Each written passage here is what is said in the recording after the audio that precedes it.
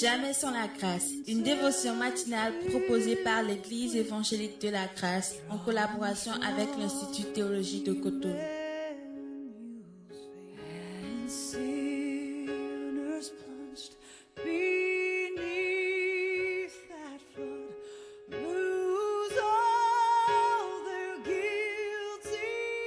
Bonjour chers amis, chers internautes, bienvenue dans cette nouvelle journée avec cette nouvelle dévotion qui nous amène ce matin dans Matthieu chapitre 14 et on va simplement prier avant d'y tourner.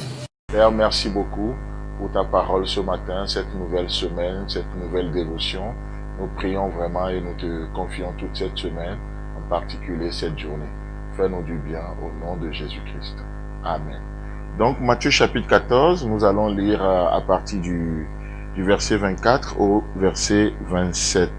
Là-bas, il est écrit ceci. La barque, déjà au milieu de la mer, était battue par les flots, car le vent était contraire.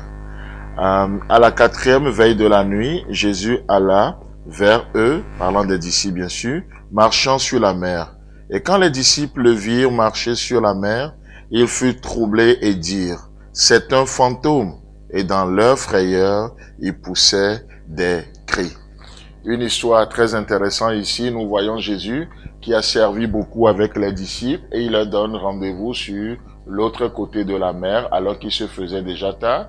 Et les disciples étaient partis sans Jésus et Jésus devait les retrouver de l'autre côté.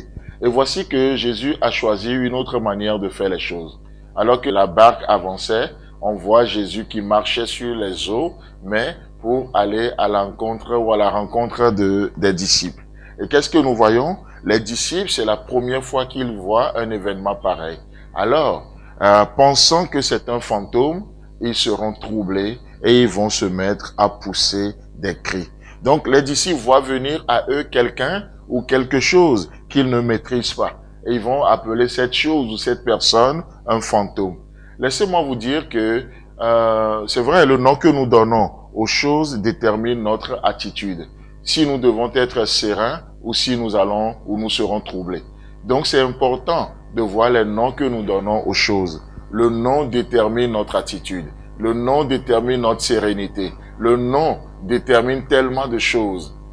Tellement de choses. Et parce que les disciples ont vu dans cette chose, dans cette personne, un fantôme, ils seront troublés et ils vont pousser des cris. Pas des cris de joie, mais des cris de peur. Alors la question est posée ce matin, alors que nous rentrons dans cette journée. Comment est-ce que nous voyons la journée? Quel nom donnons-nous à cette journée? Pour certains, cette journée n'est qu'un problème de plus. Et qu'est-ce qui va se passer? Si c'est le nom que vous donnez à cette journée, je comprends que vous soyez troublés.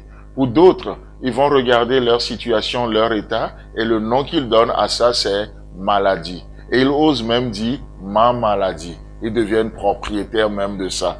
Et je comprends que si le nom que nous donnons à notre état, c'est maladie, vous savez quoi? Il est normal que les gens ont peur, qu'ils aient peur. D'autres vont regarder leur état, leur vie, et ils vont donner un autre nom. Le nom s'appelle handicap. Cette situation devient un handicap. Et si la situation est un handicap, je comprends que vous soyez tellement limité ce matin, que vous ne puissiez plus, ou que vous ne puissiez pas aller plus loin. Et que sais-je encore? Pour d'autres encore, la situation s'appelle impossibilité. Et du coup, qu'est-ce qu'ils expérimentent? Ils sont tellement découragés.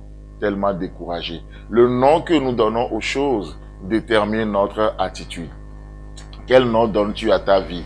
Échec ou réussite? Quel nom donnes-tu à cette journée? Comment appelles-tu cette situation? C'est important. C'est important. Et là, qu'est-ce que Jésus va faire? Il va leur donner le vrai nom. C'est ce que nous voyons ici. Jésus va leur dire, au verset 27, il est dit, et Jésus dit aussitôt, rassurez-vous, c'est moi, n'ayez pas peur. Jésus va donner le vrai nom. Non, ce n'est pas un fantôme, c'est moi Jésus. Non, ce n'est pas le diable, c'est moi Jésus. On regarde la situation, on ne maîtrise pas tout. Mais Jésus dit quoi? C'est pas l'ennemi, mais c'est moi Jésus. N'ayez pas peur. Extraordinaire de voir que la seule chose, ou la chose en tout cas, que Jésus va proposer aux disciples pour les sortir de la peur, l'antidote à la peur que Jésus va donner aux disciples, ce n'est rien d'autre que lui-même. Jésus lui-même se propose aux disciples. Et il dit, rassurez-vous, c'est moi, n'ayez pas peur. Vous savez quoi? Cette journée n'est rien d'autre que Jésus lui-même. Il veut remplir cette journée de sa présence. Ta situation, il veut la remplir de sa présence. Ce n'est pas les démons, ce n'est pas le diable, ce n'est pas tout ce qu'on peut appeler aujourd'hui. N'ayez pas peur, c'est moi. N'ayez pas peur, c'est Jésus. Alors, chers amis, que Dieu vous bénisse vraiment dans cette journée. Peu importe ce que vous allez confronter ou affronter dans cette journée, n'ayez pas peur. Jésus a un mot à dire. Amen. C'est tout le temps que nous avons. Si vous avez aimé cette dévotion, parlez-en à vos amis. Parlez-leur du message de la grâce et de ce qu'il fait dans vos vies. Pour un sujet de prière, une question ou plus d'informations, contactez-nous. Téléphone 64 88 35 87 ou 96 42 69 05 ou par WhatsApp au 94 75 80 20.